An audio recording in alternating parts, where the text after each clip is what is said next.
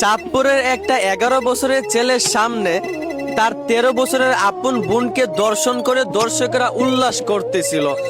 তার বোনের এই রক্তাক্ত দেহ চিৎকার আর্তনা ছেলেটা সহ্য করতে না পেরে তার বাবা লাইসেন্স করা পিস্তল দিয়ে চারটা গুলি করে দর্শককে দুনিয়া থেকে বিদায় করে ফেলে। আর এই অপরাধে 11 বছরের ছেলেটাকে পুলিশ গ্রেফতার করে। এখন আমার প্রশ্ন হচ্ছে, ভাই ছেলেটার এইখানে অপরাধটা কোথায়? আমি মানলাম নিজের হাতে আইন তুলে নেওয়া সঠিক নয়, তবে একজন ভাইয়ের সামনে একজন বোনকে দর্শন করবে, কোনো ভাই কি এটা সহ্য করতে পারবে? ওই পরিস্থিতিতে ছেলেটার কি করণীয় ছিল? আপনাদের মতো পুলিশের কাছে গিয়ে বিচার চাইবে, তারপর আপনারা বংশন করে হয়তো বা দর্শককে গ্রেফতার করবেন, তারপর কেউ না কেউ কোনো না কোনো উপায়ে দর্শককে ছাড়িয়ে নিয়ে আনবে।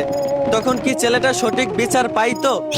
এই বাংলাদেশে আজ পর্যন্ত কোনো দর্শককে এই বাংলাদেশের আইন সঠিক শাস্তি দিতে পারেনি।